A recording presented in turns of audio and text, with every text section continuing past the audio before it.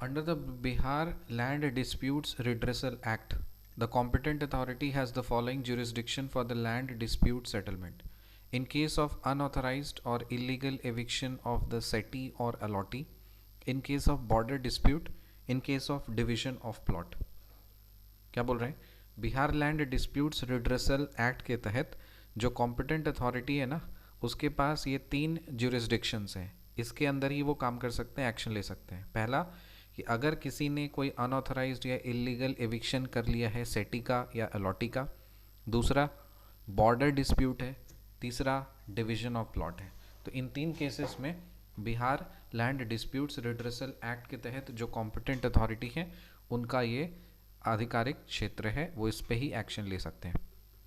If it appears to the competent authority that the suit filed before it involves a complex question of adjudication of title, it shall drop the proceedings and set the party at liberty to seek remedy before the fair practice court.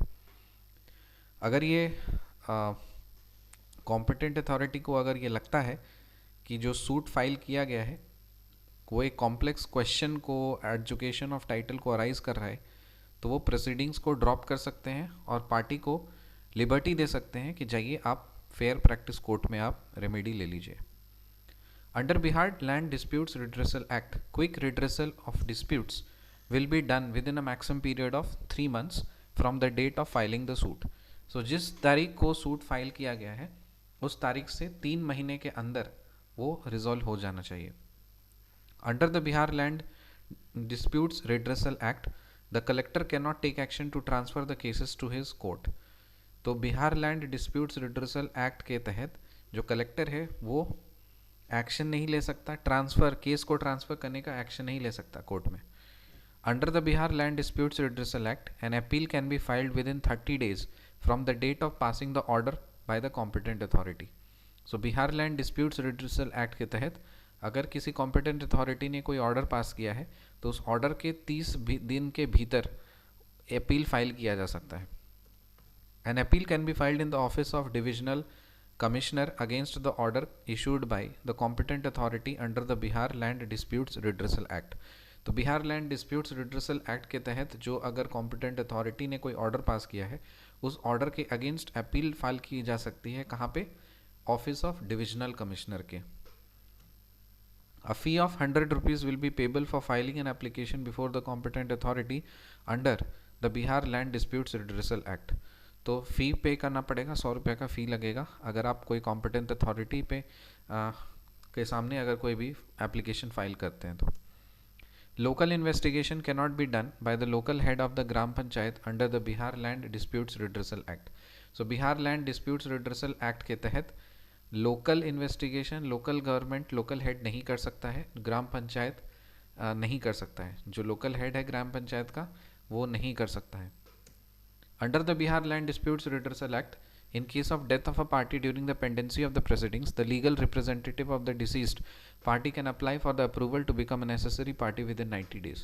तो Bihar land disputes redressal act के तहत अगर suppose मान लीजिए कोई proceeding चल रही है तो अगर जो जिसने केस फाइल किया है उसकी सपोज अगर मान लीजिए डेथ हो जाती है तो उससे रिलेटेड उससे कोई भी अगर रिलेटिव है तो कोई भी पार्टी तो वो क्या करेगा, तो इन case of death of party during the pregnancy जो लीगल रिप्रेजेंटेटिव होगा ना जिसकी मृत्यु हो गई है वो उसको 90 दिन के अंदर वो उसको फाइल करना पड़ेगा वरना लैप्स कर जाएगा वो.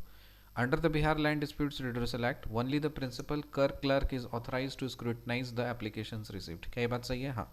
Bihar land disputes redressal act के तहत सिर्फ और सिर्फ जो प्रिंसिपल क्लर्क है ना उनको ये अथोराइजेशन मिला है कि वो ही एप्लीकेशंस को स्क्रूटिनाइज कर सकते हैं जो भी एप्लीकेशंस रिसीव हुई है.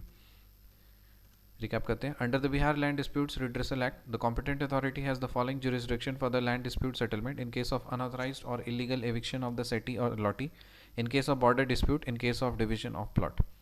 If it appears to the court, if it appears to the competent authority that the suit filed before it involves a complex question of adjudication of title, it shall drop the proceedings and set the party at liberty to seek remedy before the fair practice court.